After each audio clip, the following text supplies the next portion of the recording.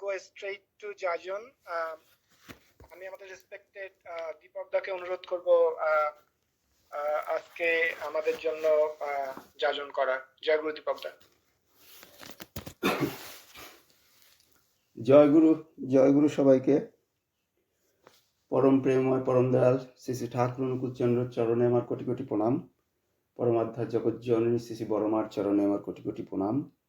পরম পূজ্য পাদ ও শ্রী শ্রী বরদার চরণে আমার কোটি কোটি প্রণাম। পরম পূজ্য পাদ ও শ্রী শ্রী আচার্যদেবের চরণে আমার কোটি কোটি প্রণাম। এখানে উপস্থিত প্রত্যেকের প্রতি আমার আনন্দিত জয় গুরু এবং ভালোবাসা রইল। আমাদের ঋত্বিক দাদা জানি না উপস্থিত আছেন কিনা, আমার আন্তরিক শ্রদ্ধা এবং আনন্দিত জয়গুরু তার প্রতিও। আজকে আমাদের উইকলি সৎসঙ্গে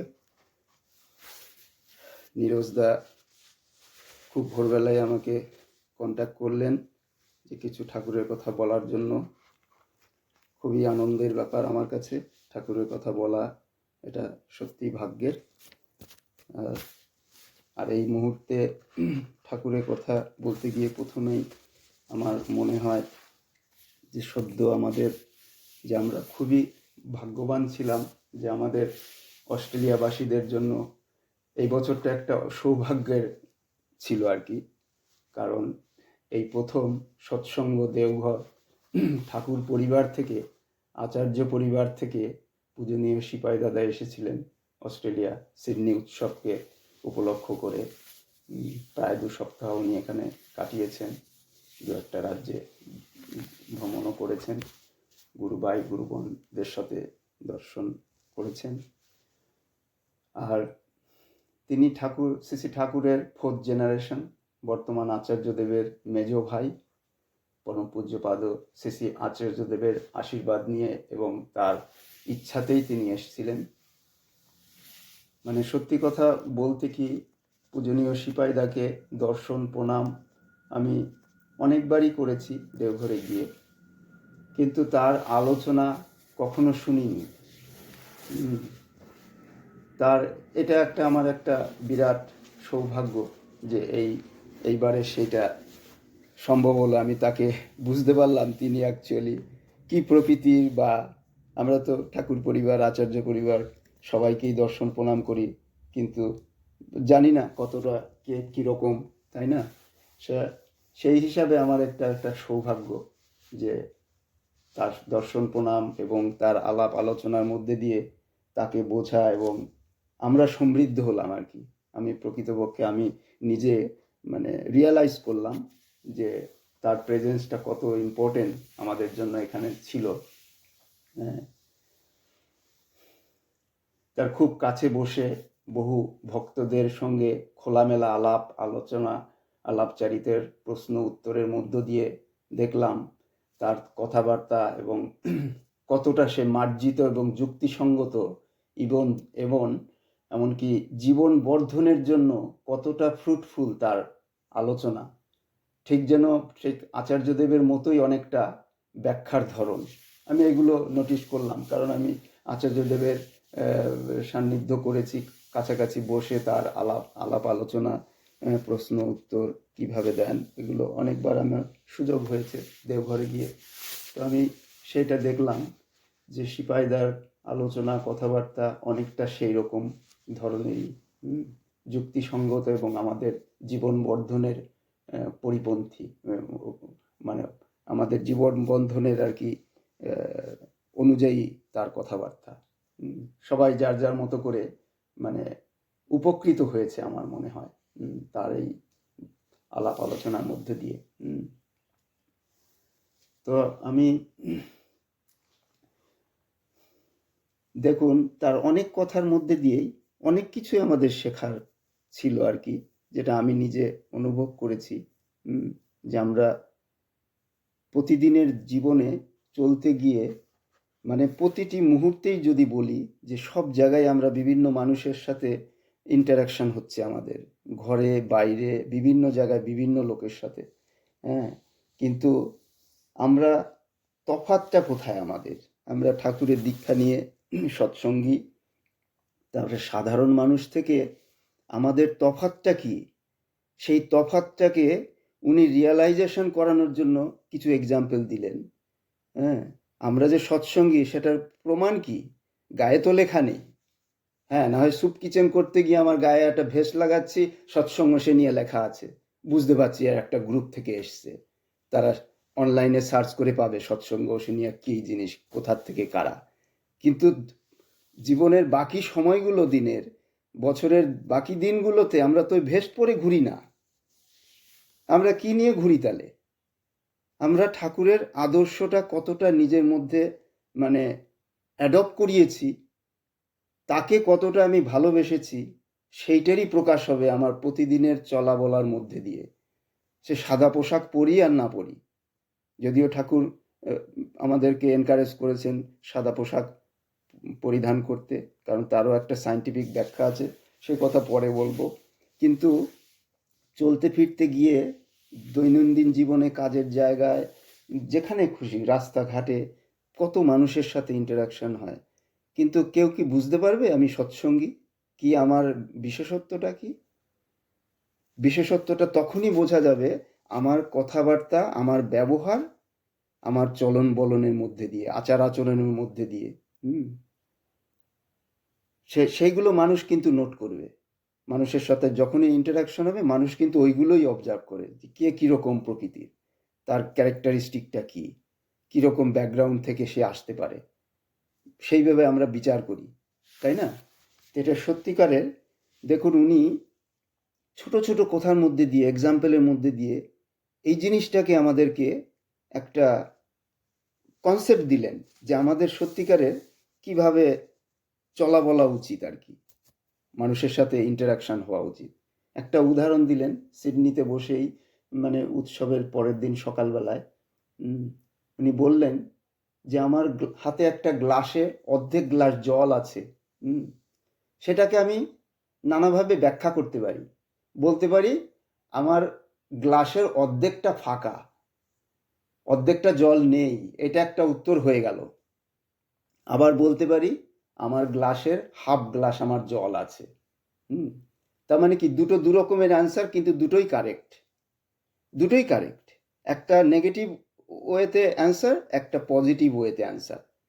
তো এইগুলোর মধ্যে দিয়ে কিন্তু এই যে ছোটোখাটো জিনিস, এটা মনে হয় খুবই ছোট ব্যাটার, এ কি এমন, কিন্তু এখানে একটা বিরাট একটা কি বলবো, একটা আইডিওলজি রয়েছে এর মধ্যে দিয়ে, মানুষের ক্যারেক্টারিস্টিক বেরিয়ে যাবে এর মধ্যে দিয়ে, যে কিভাবে আমি প্রেজেন্ট করছি, আমি থ্রো করছি একটা বিষয়ের উপরে, আমার মন্তব্যটা কেমন হবে, ওইটা দিয়ে কিন্তু মানুষ বুঝে যাবে আমি কি প্রকৃতির। তো এইগুলো কিন্তু এই আচার্য পরম্পরা বলুন বা আচার্য পরিবার থেকে এই যে এসছেন, তাদের মধ্যে থেকে কিন্তু আমরা এই জিনিসগুলো এই প্র্যাকটিক্যালি বুঝতে পারি। প্র্যাকটিক্যালি, ওই জন্যই ঠাকুর বলছেন মানে জীবন্ত বিগ্রহ বা লিভিং আইডিয়ালের প্রয়োজনীয়তা, যে কারণেই তিনি আচার্য পরম্পরাকে রেখে গেছেন। বিভিন্ন কথার মধ্যে দিয়ে আমি নানা কিছু দেখলাম, তার বলার মধ্যে দিয়ে আমাদের জীবন বর্ধনের ইয়ে করে, এনকারেজ করে নানাভাবে। তো আমরা দেখুন, প্রিয় পরমকে আনন্দ দেওয়ার জন্য কত গ্রাউন্ড ওয়ার্ক হয়েছে। তিনি এসছেন, আসবেন, কিভাবে থাকবেন, তার কি এক্সপিরিয়েন্স তিনি ইয়ে করবেন এখান থেকে, তার জন্য কিন্তু আমাদের প্রচুর গ্রাউন্ড ওয়ার্ক হয়েছে। হ্যাঁ, অনেকে গ্রাউন্ড ওয়ার্কার ছিল তার সেবা করার জন্য। আমরাই নানা মানে দাদা মায়েরা সেবা করেছেন নানাভাবে, নানাভাবে নিয়োজিত ছিল। মানে উদাহরণ আমি যদি দেই, দেখুন আমাদের শ্রদ্ধেয় ধনরাজদা মেলবোর্ন থেকে ছুটে গেছিলেন সিডনিতে, প্রায় পুরো টাইমটাই তিনি তার সেবার জন্য, রান্নার জন্য। মহুয়া মা সঙ্গে ছিলেন, সুতপা মা ছিলেন, তার ভোগের রান্নার ব্যবস্থা তাদের দায়িত্বে ছিল। তারা তার ভোগ তৈরি নিয়ে তারা ব্যস্ত ছিলেন, কিভাবে পরিশুদ্ধভাবে তার ভোগ ব্যঞ্জন তৈরি করা যায়, সেদিকে তারা ব্যস্ত ছিলেন সেটা নিয়ে। যদিও তিনি খাওয়া দাওয়ায় খুব একটা চিন্তিত ছিলেন না, কখনো কখনো কোনো খাওয়া মিস করে দিতেন, নিজের থেকেই খেতেন না, বা তার লিমিটেড খাবারের প্রতি অত তার ইয়ে নেই, কারণ এই লেভেলের যারা মানুষ তারা অ্যাকচুয়ালি পার্থিব জগতের আমাদের মতোই খাওয়া দাওয়া নিয়ে বেশি একটা চিন্তিত না। তারা অ্যাকচুয়ালি মানে কি বলবো, প্রকৃত ভগবান যেখানে, মানুষের সান্নিধ্য লাভই তাদের পরম আনন্দদায়ক। তার জন্য উনি যেটুকু আনন্দ পেয়েছেন আমার মনে হয় আমাদের সবার সাথে আলাপচারিতার মধ্য দিয়ে, হ্যাঁ, তার মধ্যে মনে হয় উনি বেশি আনন্দ পেয়েছেন। কারণ এরা মানুষ ভালোবাসে, মানুষের সেবা, মানুষের সঙ্গ লাভ, এটাই তাদের আনন্দের একটা মানে স্যাটিসফ্যাকশন তাদের। তো এইভাবে দেখা যায়। হুম। কিন্তু তারপরেও তারা কিন্তু তার সেবার জন্য প্রতিদিনই মানে ব্যস্ত ছিলেন, হ্যাঁ, তার সেবার শুদ্ধভাবে তৈরির জন্য। আবার দেখুন মাধবদা, হ্যাঁ, ওখানে অনেকেই জানে না, আমিও জানতাম না। আমি কখনো সখনো মানে ফোনে খোঁজ নিতাম যে কি চলছে, কাকে ফোন করব, কি করব, কার কাছে উত্তর পাবো। তখন কখনো মাধবদাকে, কখনো প্রণবেশদাকে, কখনো ধনরাজদাকে এনকোয়ারি করতাম যে কি চলছে, কেমন কি হচ্ছে, সব ভালো চলছে কিনা। তো কখনো ফোন করে দেখতাম তিনি তার ধুতি পাঞ্জাবি এগুলো আয়রন করতে ব্যস্ত আছেন মাধবদা। আবার গিয়ে দেখলাম যে বললেন যে উনি ওই দায়িত্বে ছিলেন। তো দেখুন এক একজনের ভাগ্য, এটাও ভাগ্য, এবং তারা সেই সেই দায়িত্ব ঠিকভাবে পালন করেছেন। প্রণবেশদা দেখলাম উনি প্রতিদিন রাতে ঘর মপ করা, পরিচ্ছন্ন করা, এগুলো দায়িত্ব নিয়ে আছেন। যে যার মতো বিভিন্ন মানে দায়িত্বগুলো পালন করছে। এগুলো দেখে আমার মনে হলো যে আমরা মনে হয়, দেখুন আমরা একটা মুভি, খুবই পপুলার মুভি আমরা দেখেছি, টাইটানিক। টাইটানিক যখন ডুবে যাচ্ছে, জল ঢুকে যাচ্ছে জাহাজের মধ্যে, হ্যাঁ, উপরের তলায় সব কত কি হই হুট্টগোল চলছে, কোথাও কি চলছে। গ্রাউন্ড ফ্লোরে গিয়ে দেখুন যারা মানে জাহাজটা যারা মানে মেন আর কি চালকের জায়গায় রয়েছে, তার একটা লেবার শ্রেণীর লোক, তারা কয়লা দিচ্ছে ইঞ্জিনটাকে রানিং করার জন্য, তারা কিন্তু জল ঢুকছে তাদের মাথায় নেই, হ্যাঁ। যারা সঙ্গীত পরিবেশন করেছে তারা কিন্তু জল ঢুকছে কোনো মাথা ব্যথা নেই, তারা কিন্তু প্যাঁ পোঁ করে বাজিয়ে চলেছে তাদের সেই একটা সবাইকে আনন্দ দেওয়ার মধ্য দিয়ে, হ্যাঁ, যে যার ডিউটি পালন করে চলছে। অথচ আর একটা গ্রুপ তারা কিন্তু বিচলিত, কি করে এসকেপ করবে সেখান থেকে, হ্যাঁ, লাইফ বোট করে কি করে। তো এইরকম যখন একটা মহা কিছু চলে তখন কিন্তু বিভিন্ন মানুষের ডিউটি বিভিন্ন রকমের থাকে। আমরা যখন সেই ডিউটিগুলো যদি টাইমলি ঠিকভাবে করি তাহলে আমাদের উদ্দেশ্য সাধিত হয়।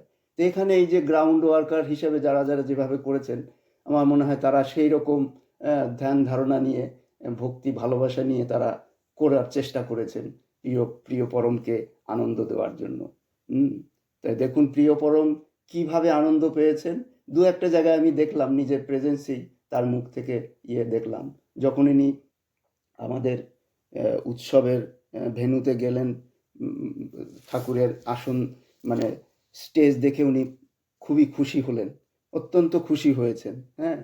তো দেখুন এই যে উৎসবের ভেন্যুতে আমরা যে ডেকোরেশন, আমি তার জন্য সুদীপ্তদা, কান্তাদা এবং পুরো টিমকে আমি আন্তরিকভাবে শ্রদ্ধা জানাই, হ্যাঁ, যে তারা ঐকান্তিকভাবে চেষ্টা করেছে এবং পুরো টিমটাই হেল্প করেছে যে একটা সুন্দর স্টেজ ডেকোরেশন করে প্রিয় পরমকে একটু খুশি করতে পেরেছেন। এবং সত্যিকারেরই যদি দেখেন স্টেজটার দিকে, যেটা একটা বেস্ট একটা স্টেজ ডেকোরেশন হয়েছিল, সুন্দর। হুম। এবং এমনকি সব কিছু মুখে বলা এবং দেখার পরেও অনেক কিছু কিন্তু আমরা মিস করে যাই, স্টেজের মধ্যে আরও কি কি ছিল আমি নিজেই মিস করে গেছি। কারণ এত কিছু ওখানে ঘটনা, যে সিপাহীদা আসছেন, এটা হচ্ছে, কীর্তন হচ্ছে, সব কিছুর মধ্যে কিন্তু আমরা কখনো সময় ঠাকুরের ছবিটা দেখি, ঠাকুর বড়মা বড়দা, সামনে একটু ফ্লাওয়ার সুন্দর ডেকোরেশন দেখছি, মাঝে কিন্তু অনেক কিছু মিস করে যাই। আমি বাড়ি ফিরে এসে ছবি ঘেটে ঘেটে, আমি যখন ছবিগুলো যখন প্রকাশিত হলো, বেশ কিছুদিন ছবি পাওয়া যায়নি, তো যখন ছবি প্রকাশ হলো আমি দেখলাম সুন্দর কোলবালিশ, আমি শুনেছি মুখে কোলবালিশ আমাদের আলপনামা মেলবোর্ন থেকে বানিয়ে নিয়ে এসেছিলেন। তার ভালোবাসার এটা একটা বিরাট অবদান আর কি। সেই কোলবালিশগুলো আমি যখন ছবি দেখলাম, আমি সত্যিই তো কোলবালিশগুলো তো এটা অপরূপ একটা, যেটা আমরা দেওঘরে দেখি, নানা জায়গায় বড় বড় ইয়েতে দেখি, এরকমভাবে তো আমরা নজরই করিনি। তো এই যে পুরো জিনিসটা মিলে কিন্তু সিপাহীদাকে এটা খুশি করেছে, হ্যাঁ, শুধু একটা জিনিস নয়, সব কিছু কমপ্লিট একটা মানে পরিবেশ যেটা ঠাকুরকে ভালোবেসে যেভাবে করেছেন, সেটা কিন্তু তার নজরের এড়ায়নি। হুম, যদি কিছু খারাপ থাকে সেও তার নজরে পড়েছে, ভালোটাও নজরে পড়েছে। হ্যাঁ, তো যেগুলো দেখলাম, এবার এবার মেলবোর্নে গিয়েও উনি কিন্তু এই যে যেখানে প্রেয়ারের জায়গায় যে স্টেজ ডেকোরেশন করেছে, ও আলপনামাই করেছিলেন, তাতে দেখে উনি খুশি হলেন। তো তার মুখ দিয়ে যে এই যে বলা যে এটা ভালো হয়েছে, এটাই তো আমরা চাই। তা তাকে আমরা পেয়ে তার মুখ থেকে আমরা একটা ভালো কথা শুনলেই আমাদের মনে খুশি। যেই করুক না কেন, এটা আমাদের তরফ থেকেই হয়েছে এবং তাকে খুশি করা গেছে। এই যে কিছু কিছু জায়গায় আমি নোট করলাম তার ভালো লাগার ইয়েগুলো। হুম, এমনকি মানে ওই যেদিন মেলবোর্নে ওশেন ড্রাইভে যাওয়ার আমরা গেলাম সবাই কম বেশি তার সঙ্গে। কিছুটা যাওয়ার পরে 1-1.5 ঘন্টা ড্রাইভের পরে কিছুটা মানে প্রাকৃতিক সৌন্দর্য দেখার পরে মানে পুরোটা কমপ্লিট না হয়েই তিনি কিন্তু ফিরে আসলেন দেওঘরে। মানে আমরা তখন জানতাম না, এখন জানতে পারছি তার মা অসুস্থ ছিলেন এবং হসপিটালাইজড হয়েছিলেন, যেটা তখন আমরা জানতাম না। কিন্তু উনি অত্যন্তভাবে মানে ওনার মন খারাপ হয়ে গেছে ঘটনাটা ওনার জানার পরে। তো যাই হোক, উনি কিন্তু 1-1.5 ঘন্টা বাদেই হঠাৎ করেই টার্ন ব্যাক করলেন, সবাইকে বলে দিলেন যার যার মতো ফিরে যেতে। এমনকি উনি অ্যাডিলেডের ট্রিপ ছিল পরের দিনে, সেটাও ক্যান্সেল করে দিলেন, যে ইমিডিয়েট উনি সিডনি ফিরবেন এবং ইমিডিয়েট দেওঘরে ফিরে যাবেন। যাই হোক, এবং ঘরে উনি যখন সন্ধেবেলায় ঘুরে টুরে ঘরে ফিরলেন, নিহারদা এবং সুভাষদা এনাদেরকে বলে দিলেন যে মামা ওনাকে যাতে ডিস্টার্ব না করা হয়, উনি রুমে ঢুকে গেলেন। কিন্তু সন্ধেবেলায় দেখুন অনেক ডিভোটি এসে গেছে, কম করে 20-30 জন ডিভোটি এসে গেছে সন্ধেবেলায় প্রেয়ার টেয়ার করে। তো ওটা সুভাষদা বললেন দাদাকে সন্ধেবেলায় যে অনেক ডিভোটি এসছে, তো আপনি যদি সময় হয়। তো উনি কিন্তু ইনিশিয়ালি রেগে গেলেন যে বলেছি না আমাকে ডিস্টার্ব না করতে, কেন ডেকেছেন সবাইকে। হ্যাঁ, সুভাষদাই বললেন এই কথা, ওনার উপরে একটু ক্ষুব্ধতা দেখালেন কিছুটা ইনিশিয়ালি। কিন্তু দেখুন উনি মানুষ ভালোবাসেন, আমাদের ভক্ত সবাই এসছে, উনি কিন্তু চলে আসলেন, এসে আমাদের সাথে সময় দিলেন সেখানে। তার ওই মানসিক একটা বিপর্যস্ত একটা অবস্থা, যে তার মা একটা সিরিয়াসভাবে মানে হসপিটালাইজড হয়েছে, ইনফ্যাক্ট এখনো এখনো সিরিয়াস অবস্থায় আছে। হ্যাঁ, ওটা আসানসোলে হসপিটালে আছে, যেখানে পূজ্যপাদ দাদা ভর্তি ছিলেন, ওইখানেই তিনি আছেন। এটা ইন্টারনাল যে এখনো তিনি অত্যন্ত একটা সিরিয়াস অবস্থার মধ্যে টাইম চলছে তার শারীরিক অসুস্থতার। তো যাই হোক, এই হচ্ছে প্রিয় পরম, এরা কিন্তু মানুষকে ভালোবাসে। হ্যাঁ, তো এইভাবে তিনি দেখুন সবসময় একটা পজিটিভ ভাব নিয়ে আমাদের সাথে, হ্যাঁ, সবসময় আমাদের সাথে যেভাবে ডিসকাশন যা কিছুই করেছে, একটা পজিটিভ ভাব নিয়ে আমাদের মধ্যে সেটা সঞ্চারিত করার চেষ্টা করেছেন, যে আমরা যাতে পজিটিভ ভাব নিয়ে চলি এবং সব কিছু সুষ্ঠুভাবে যাতে করি। এবার দেখুন, মানে এটা আমার একটা ডিভাইন এক্সপিরিয়েন্স সত্যিকারের। হ্যাঁ, দুটো জায়গায় আমি ঠাকুরের কৃপায় এটা সম্ভব হয়েছিল, সিডনি থেকে ঘুরে আসার পরেও আবার মেলবোর্নে যাওয়ার। যদিও মাঝখানে একটু গ্যাপ ছিল বলে একসঙ্গে যাওয়ার কথা আমি ভাবিনি, কিন্তু যাই হোক আমার যাওয়ার ইচ্ছে হলো। তো ওটা আমার একটা বিরাট একটা মানে একটা এক্সপিরিয়েন্স আর কি। আর একটা কথা বললেই নয়, সেটা হচ্ছে আমাদের শ্রদ্ধেয় নিহারদা, যিনি পূজ্যপাদ সিপাইদার সাথে সঙ্গে এসেছিলেন, তিনি লন্ডনে থাকেন, ঋত্বিক চাকরিজীবী ওখানে।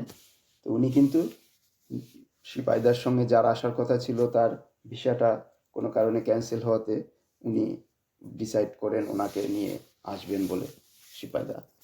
উনি কিন্তু দেওঘরে এসেছিলেন লন্ডন থেকে, ওখান থেকে সিপাইদাকে নিয়ে মালয়েশিয়া উৎসব ছিল 2 নভেম্বরে, ওখানে টাইম স্পেন্ড করে সিঙ্গাপুর হয়ে সিঙ্গাপুরে ভক্তদের সবার সাথে দর্শন টিয়ে করে তারপরে কিন্তু সিডনিতে আসলেন।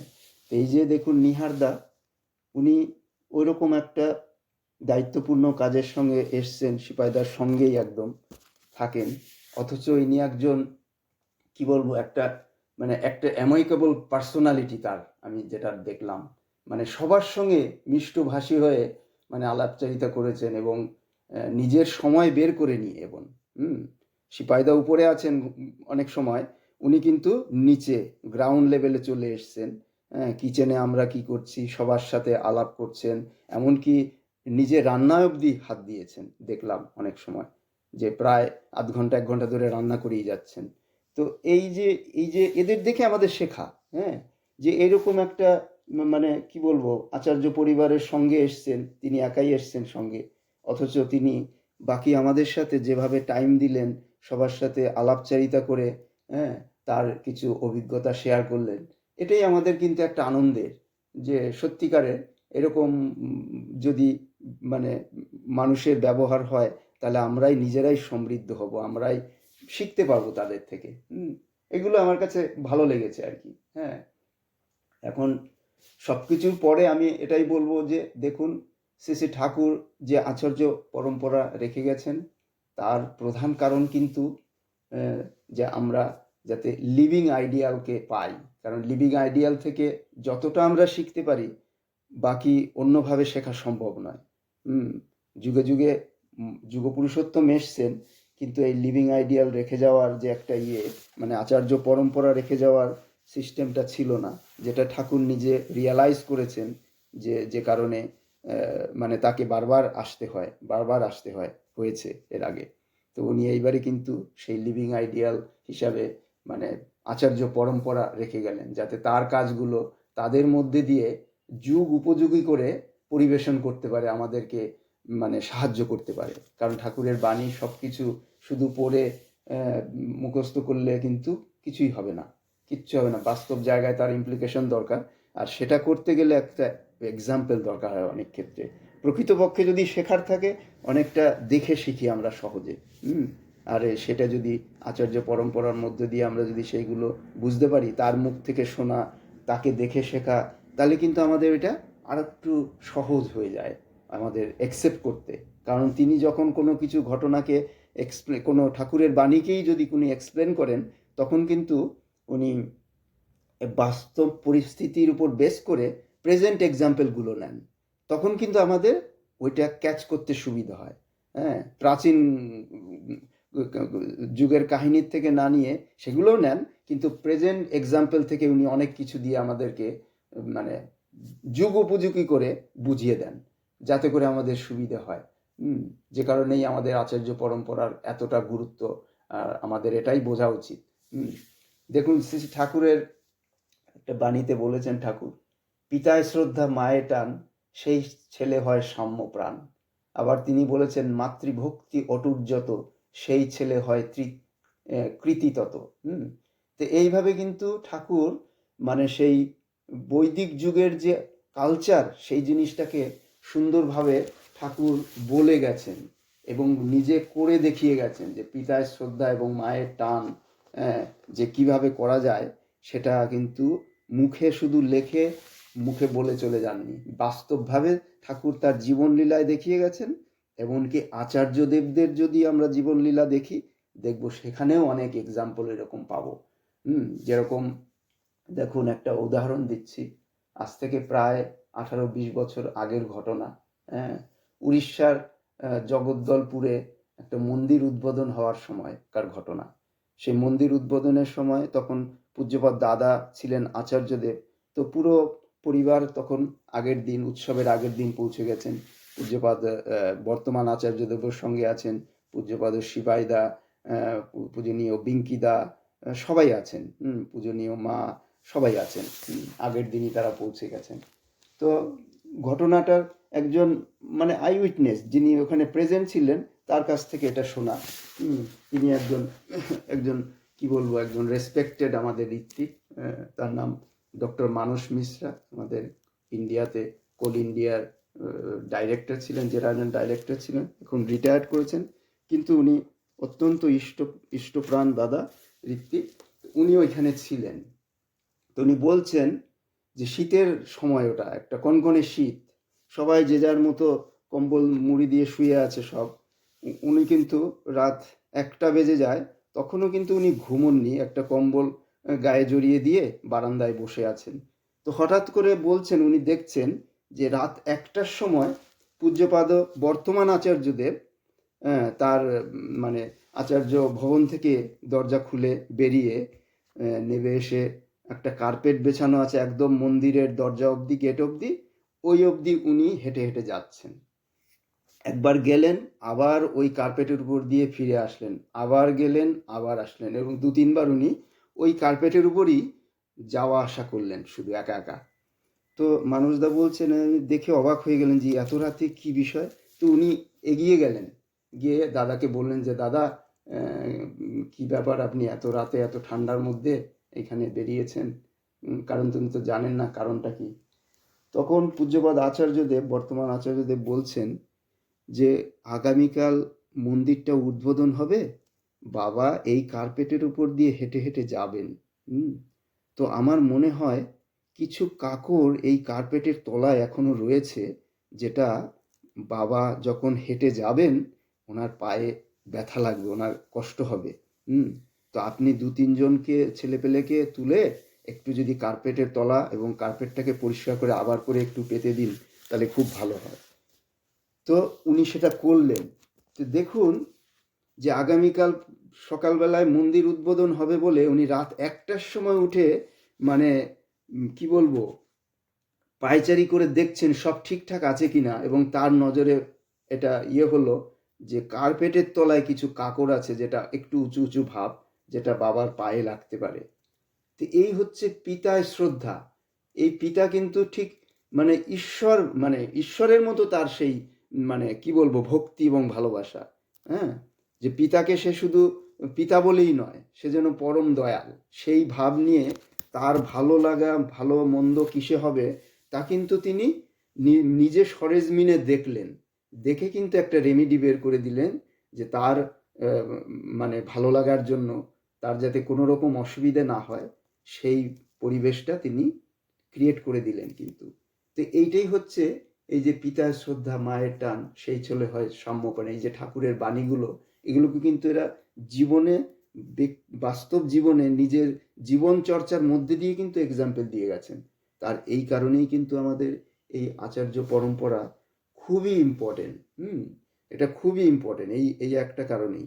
এখন দেখুন এই আচার্যদেবের সঙ্গ লাভ করা বা তার তার যদি মুখনিসৃত বাণীগুলো আমরা যদি শুনি, যে কোনোভাবেই হোক, আমাদের কিন্তু নিজে দ্বারাই নিজেদেরকে ইমপ্রুভ করতে পারবো ঠাকুরের পথে চলার জন্য। সেগুলো খুবই গুরুত্বপূর্ণ।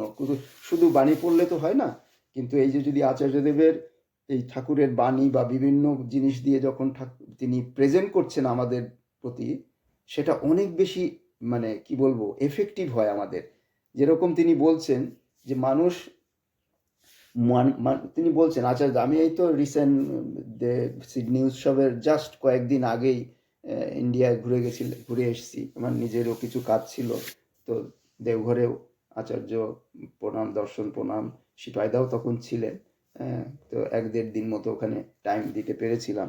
যাই হোক, উনি কথা প্রসঙ্গে তো প্রতিদিনই সকাল সন্ধ্যায় পার্লারে বসেন, নাটমণ্ডপে বসেন, নানা কিছু মানুষের নানা সমস্যার সমাধান দেন।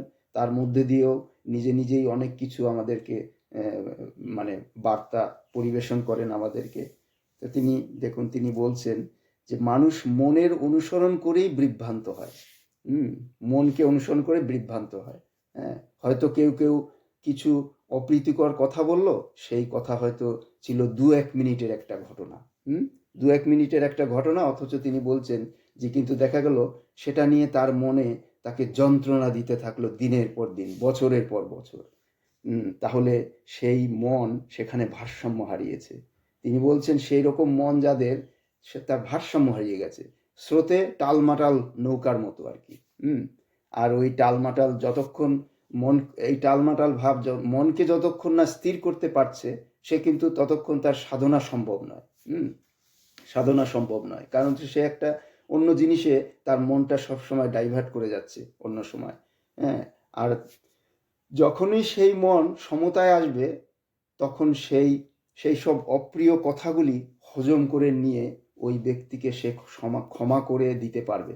এটা বলছেন তিনি, যে ওই মন যখন একটা ব্যালেন্সে আসবে, সমতায় আসবে, তখন সেই সব অপ্রিয় কথাগুলি যেটা হয়তো 1 বছর আগে বলেছে কি কিছুদিন আগে বলেছে, সেটাকে সে কিন্তু হজম করে যদি নিয়ে নেয়, তবে কিন্তু সে ওই ব্যক্তিকে ক্ষমা করতে পারে। হুম।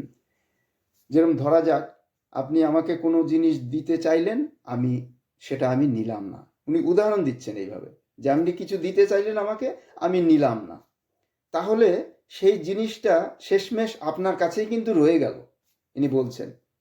সেই রকমই, হ্যাঁ, ওটা কম্পেয়ার করে দেখাচ্ছেন যে সেই রকমই কারো অন্যায্য ব্যবহার যদি আমি অন্তরে গ্রহণই না করি, তাহলে সেটা তো তারই থাকলো, তাই না? তিনি বলছেন যে সে একটা অন্যায্য ব্যবহার করছে, আমি অ্যাকসেপ্ট করলাম না, তার মানে আমি গায়ে লাগালাম না। তাহলে কিন্তু সেটা আমি নিলাম না, তার মানে সেটা তার কাছেই রয়ে গেল, আমি তার জন্য নই আর কি, অ্যাকসেপ্ট করলাম না। তো এই যে দেখুন, জীবনের এই যে ছোট ছোট বিষয়গুলিকে এইরকম সহজ করে ভাবুন, তিনি বলছেন, ভাবতে বলছেন আমাদের, যে সিম্পল ভাবে নিন। কোনো কিছু যদি কারোর কটু কথা, কোনো কিছু যদি এফেক্ট করে আপনাকে, তাহলে কিন্তু আপনি এফেক্টেড হয়ে গেলেন। আপনার গুরুত্বপূর্ণ সময়, প্রিয় পরমকে যেটুকু টাইম দেওয়ার, নিজের মানে আনন্দ বর্ধনের যে টাইম, সেখান থেকে কিন্তু টাইমটা বেরিয়ে যাচ্ছে অন্যদিকে। সেইটা উনি থামাতে বলছেন আমাদের এই ভাবটা। যে কারণে উনি বলছে মনকে অনুসরণ করো না, মনকে কন্ট্রোল করার চেষ্টা করতে বলছেন। তাই এইভাবে অপ্রিয় যা কিছুকে যদি আমরা ছেড়ে দিতে শিখি, তবেই আমাদের কর্মীদের মধ্যে প্রেম বাড়বে। দেখুন ইনি বলছেন কি, যে আমাদের কর্মী মানে আমরা সবাই কর্মী, ঠাকুরের কাজ করি। হ্যাঁ, বলছেন কর্মীদের মধ্যে প্রেম বাড়বে যদি আমরা ওই অপ্রিয় জিনিসগুলোকে ক্ষমা করে দিতে পারি। হ্যাঁ, তার মানে কি, ক্ষমার কথা এখানে তিনি আমাদের শিখিয়ে দিচ্ছেন। এগুলো কিন্তু তিনি বিভিন্ন জায়গায় বিভিন্ন সময় মানে আলোচনা করেছেন, এবং অনেক কিছু আলোচনা পত্রিকাতেও এগুলো পাবলিশড হয়। কারণ এগুলো তার এই অমৃত বাণী আমরা মানে শুনলে পারে আমাদেরও অনেকটা হয়, আমরা সমৃদ্ধ হই। হ্যাঁ, যেরকম, কারণ তারা কিন্তু মানে কি বলবো, ঠাকুর যেরকম চাইতেন মানুষকে ভালোবাসা, যেটা আমি বললাম এর আগে, যে তারা এই যে সিপাহীদা এসছেন আমাদেরকে সঙ্গ লাভ করে তার যে আনন্দ, আমার মনে হয় না অন্য কিছুতে তার এই প্রাকৃতিক দৃশ্য, সিন সিনারি দেখে তিনি অতটা আনন্দ পেয়েছেন। আমার আমি যেটা বুঝলাম, আমাদের সঙ্গ লাভ করেই তিনি বেশি আনন্দ পেয়েছেন। তেমনি রকমভাবে দেখুন, ঠাকুরের জীবনে যদি দেখি, একটু ছোট্ট একটা ঘটনার মধ্যে দিয়ে দেখি। ঠাকুর কথা বলতে বলতে একদিন ঠাকুরের হঠাৎ কাশি এসে গেছিল। তো ওই রকম একটা সময়ে ঠাকুরে কাশতে কাশতে চোখ মুখ লাল হয়ে গেছিল। হ্যাঁ, সেই সময় দম আটকে যাওয়ার মতো অবস্থা আর কি, কাশতে কাশতে। হ্যাঁ, তো ওইখানে তখন শ্রদ্ধেয় আমাদের ঋত্বিক পেরিনন্দী, আমাদের আলপনা মায়ের খুবই ঘনিষ্ঠ আর কি, ওনার আত্মীয় প্যারিদা, তিনি ঠাকুরের ডাক্তার ছিলেন। তাড়াতাড়ি ছুটে এসছেন, সবাইকে দূরে সরিয়ে দিলেন। আশেপাশে যারা ভক্ত ছিলেন, হ্যাঁ, তাদেরকে উনি এসে সবাইকে সরিয়ে দিলেন। তারপর শ্রী ঠাকুর ও প্যারিদার মধ্যে কথাবার্তা যেটা হয় সেটা বলছি। ঠাকুর ওগুলো তো অবজার্ভ করলেন, ওই পরিস্থিতিতে উনি সবাইকে তাড়িয়ে দিয়েছেন, সব ভক্তদের। কারণ কি, তিনি অসুস্থ হয়ে পড়ছেন এই কাশি করতে করতে। তো কাশি আসার পরে একটু সামলে নিয়ে ঠাকুর বললেন, প্যারিদাকে বললেন, যে ওদের ওইভাবে সরিয়ে দিলি, ওরা মনে ব্যথা পেল না তো? এটা বলছেন প্যারিদাকে। হ্যাঁ, তো কত দূর থেকে ওরা আসে, কত আগ্রহ নিয়ে, ওকে তাড়িয়ে দিলে ওদের মনে ব্যথা লাগে না? এইভাবে উনি প্যারিদাকে বললেন। তো প্যারিদা বলছেন, ব্যথা পাইলে কি হবে, আপনার শরীরের থিকা তো বড় কিছু নয়। হ্যাঁ, তখনকার ভাষায় উনি ওইভাবে বলছে, আপনার শরীরের থিকা তো বড় কিছু নয়, তারা ব্যথা পেলে পাক। তো ঠাকুর বলছেন যে তোর অমন খন্তা মারা কথা কেন? ঠাকুরও তখন ওইভাবে উত্তর, তোর এমন খন্তা মারা কথা কেন? ওদের দিকেও তো চাইবি, আমার দিকে যেমন চাইবি, আমার যারা তাদের দিকেও তেমনি চাইবি। এই দেখুন শেখাচ্ছে কিভাবে, যে আমার দিকে যেরকম চাইবে ওদের দিকেও চাইবি। হ্যাঁ, নইলে আমার দিকে চাওয়া হয় না। আসল কথা এই জায়গাটায়, যে আমার দিকে যেরকম চাইবি, আমাকে যতটা ভালোবাসবি, ততটা ওদের দিকেও দরকার। আর সেইটা যদি না করিস তাহলে আমার প্রতি ভালোবাসাও হয় না, আমার প্রতি চাওয়াও হয় না। ঠাকুর একদম পরিষ্কার করে বলে দিলেন। তিনি বলছেন, আদত কথা মিষ্টি করে কথা বলতে শেখনি, তাই মানুষকে ব্যথা দিতে পারো, কিন্তু ব্যথিত প্রাণে শান্তির প্রলেপ দিতে পারো না। এটা ঠাকুর বলছেন দুঃখ করে। তাই তিনি বলছেন, তোমরা আমার কাছে যারা থাকো অথচ মানুষের সঙ্গে অযথা রূঢ় ব্যবহার করো, তাদের দেখে আমার মনে হয় তারা আমার কাছে থাকলেও আছে তাদের নিজের জগতে। দেখেছেন, তিনি বলছেন আমার কাছে যারা এরমভাবে থাকে অথচ আমার মতো করে চলে না, মানুষকে ভালোবাসে না, মানুষকে দুঃখ দেয়, বলছেন তারা আমার কাছে থাকলেও তারা আছে তাদের নিজের জগতে। নিজেদের খেয়াল খুশি নিয়ে থাকে তারা। আমার জগতের সঙ্গে তাদের কোনো সম্পর্ক নেই। তাই তিনি একটা ছন্দ করে বলছেন, সে আর লালন একখানে রয়, মাঝে লক্ষ যোজন ফাঁক। দেখুন ঠাকুর কিভাবে পেরিদাকে বোঝাচ্ছেন একটা ছোট্ট ঘটনার মধ্যে দিয়ে, যে এইরকম যাদের ব্যবহার, যেটা আমার সাথে ম্যাচ করে না, মানুষকে ভালোবাসে না, তাদের আর আমার মধ্যে লক্ষ যোজন ফাঁক। হ্যাঁ, যতই আমার পাশে থাকুক, আমার সেবা করুক, পদচারণা করুক, হ্যাঁ, কিন্তু তিনি বলে দিচ্ছেন প্রকৃতপক্ষে তাদের সাথে আমার তফাৎটা লক্ষ যোজন ফাঁক। তো এইগুলোর মধ্যে দিয়ে কিন্তু আমরা এই যে কখনো আমরা ঠাকুরের জীবন থেকে দেখছি, আবার কখনো দেখুন বর্তমান আচার্যদেব এদের জীবন থেকে দেখছি। তো এইভাবে কিন্তু আচার্যদেবের মানে আমরা যদি সঙ্গ করি, আমরা কিন্তু আরো বেশি মানে ঠাকুরকে বুঝতে পারবো। হ্যাঁ, তার গ্রন্থ অবশ্যই পাঠ করতে হবে, কিন্তু আচার্য সঙ্গ করার মধ্যে দিয়ে কিন্তু আমরা আরো বেশি সেটা এফেক্টিভলি আমাদের জীবনে ইমপ্লিমেন্ট করতে পারবো। আর সেটা যদি করতে পারি তবেই আমাদের ঠাকুরকে ধরে চলা বা ঠাকুরের প্রতি ভালোবাসা যা কিছু বলি, হ্যাঁ, তো এইগুলোর মধ্যে দিয়েই কিন্তু আমরা ঠাকুরের পথে এগোনো। তো আমি আর একটা কথা যেটা বলবো, আমাদের এখন মানে কি বলবো, এটা লাস্ট আমি এটা বলে করছি, আজ এখন আমাদের ক্রিসমাস পিরিয়ড শুরু হয়ে গেছে প্রায়। হ্যাঁ, সবাই আমরা আনন্দ করি, সব করি, কিন্তু তার মধ্যে দিয়েও আমাদের ভাবা উচিত ক্রিসমাস টাইমে আমরাও যেরকম আনন্দ করি, ঠাকুরকে কিভাবে ভালো লাগানো যায় সেটাও আমরা যেন ভাবি। কিভাবে ঠাকুর খুশি হন সেটার দিকেও যেন আমরা একটু ভাবি। শুধু আনন্দ ফুর্তি করতে গিয়ে মানে ঠাকুরকে ভুলে নাই যাতে না যাই, অন্যের প্রতি যাতে সেই ব্যবহার, সেই মানে ইষ্ট আলোচনার মধ্যে দিয়ে যেভাবেই হোক মানুষের দৈনন্দিন ব্যবহারের মধ্যে দিয়ে যেন আমরা ঠাকুরকে প্রতিষ্ঠা করতে পারি। হ্যাঁ, আমি যদি একটা ভালো জিনিস কিনি ক্রিসমাস উপলক্ষে, আমার মনে হয় ঠাকুরের জন্য একটা ভালো কিছু কেনা যায়, একটা ভালো ফল, যদিও এক্সপেন্সিভ, কখনো সম্ভব হলে আমরা ভালো একটা ফল নিলাম ঠাকুরের জন্য। নিজের যখন কিনি, হ্যাঁ, ক্রিসমাসের আনন্দ উপভোগ করতে, ঠাকুরের জন্য ওই সঙ্গে সঙ্গে একটু ভাবলে পারে আমরা মনে হয় ঠাকুরকে আর একটু বেশি ভালোবাসতে পারবো। কারণ ভালোবাসা শুধু তো কথায় কথায় হয় না, হ্যাঁ, তার প্র্যাকটিক্যাল তার একটা আছে। যেরকম তার জন্যই ঠাকুর বলছেন, প্রিয়কে ভালোবাসি, অথচ প্রিয়ের জন্য কিছু করব না, এমন ভালোবাসাও যা, সোনার পিতলে ঘুঘুও তা। এতে ঠাকুর উদাহরণ দিচ্ছেন যে আমি ভালোবাসি অথচ প্রিয়ের জন্য কিছু করব না। তো ওইটার মানে হচ্ছে যে সোনার পিতলে ঘুঘুও তা। হ্যাঁ, অ্যাকচুয়ালি ঘুঘুটা পিতলের, কিন্তু বলার সময় বলা হচ্ছে সোনার পিতলে ঘুঘু, সোনা কথাটা জুড়ে দেওয়া হচ্ছে। তো এই জন্য ঠাকুর বলছেন যে প্র্যাকটিক্যাল ভালোবাসাটার তার এক্সাম্পল আছে, দরকার আছে। হ্যাঁ, কিভাবে ভালো লাগানো যায়, তার প্রিয় পরমের সেবার জন্য। সেবাটা শুধু খাইয়েও তো নয়, আরও নানাভাবে সেবা হয়, আমার চলন বলন সব কিছুর মধ্যে দিয়ে। তো সব দিক থেকেই আমাদের একটু নজর রেখে চলা দরকার, এবং এটাই ভাবার দরকার যে আমরা যাতে প্রিয় পরমকে খুশি করতে পারি, সেইভাবেই যেন আমরা চলি, যেভাবে তিনি আমাদের গাইডলাইন্স দিচ্ছেন তার বাণীর মধ্যে দিয়ে, আচার্য পরম্পরার মধ্যে দিয়ে, সেইগুলো যাতে আমরা চেষ্টা করি যতটা সম্ভব আমাদের জীবনে প্রতিফলিত করতে। শুধু শুনে বুঝে মাথার মধ্যে রেখে দিয়ে তো কিছু হবে না, সেটার বাস্তব প্রয়োগ করলেই আমরা কিন্তু ঠাকুরের পথে চলতে পারবো। হ্যাঁ, জয় গুরু। আমি আর বেশি কিছু বলবো না। সবাইকে অত্যন্ত আমার আন্তরিক শ্রদ্ধা এবং ভালোবাসা, সবাই জয়েন করার জন্য। এইভাবে আপনারা প্রতিটি উইকেন্ডে যদি জয়েন করেন, ঠাকুরের কথা কিছু শুনতে পাবো আমরাও, এই আমি বলার মধ্যে দিয়ে আমারও একটা ব্রেন স্টর্মিং হয়। হ্যাঁ, এটা আমারও উপকৃত হয়। আমি অনেক কিছুই আমি ভুলে যাই, কিভাবে চলবো, কিভাবে করব। তো আমি মুখ দিয়ে বললেও সেটাও আমার ভিতরে রিয়াক্ট করে। হ্যাঁ, যে এটা ঠাকুরের বলা। আমার কখনো প্র্যাকটিক্যাল জায়গায় গিয়ে ওটা আবার আমার স্মরণে হয় যে আমি এইটা বলেছি, ঠাকুর এইটা বলেছেন।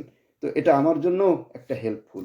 তো এর জন্য চেষ্টা করি আমিও, যদি সম্ভব হয় জয়েন করার আপনাদের মতো। তো সবাই ভালো থাকবেন। হ্যাঁ, ক্রিসমাসের টাইমে আনন্দ করবেন, সাবধানে চলাফেরা করবেন সবাই। হ্যাঁ, জয়গুরু, জয়গুরু সবাইকে। জয়গুরু, বন্দে পুরুষোত্তম, বন্দে পুরুষোত্তম। জয়গুরু, জয়গুরু দীপক দা। আহ, খুব সুন্দর যাজন। আহ, আমরা পুঁজিপদের উপস্থিতিতে যে আনন্দ করেছিলাম, সেই ঘটনাগুলোর একটা রিক্যাপ শুনলাম আমরা। আরো প্রাসঙ্গিক ঠাকুরের কথা শুনলাম আমাদের জীবনের জন্য। আমি শ্রী ঠাকুরের রাতুল চরণে প্রার্থনা করব দীপক দা আপনার এবং আপনার পরিবারের ইষ্টময় এবং সমৃদ্ধ এবং মঙ্গলময় জীবনের জন্য। ধন্যবাদ আপনাকে। আমরা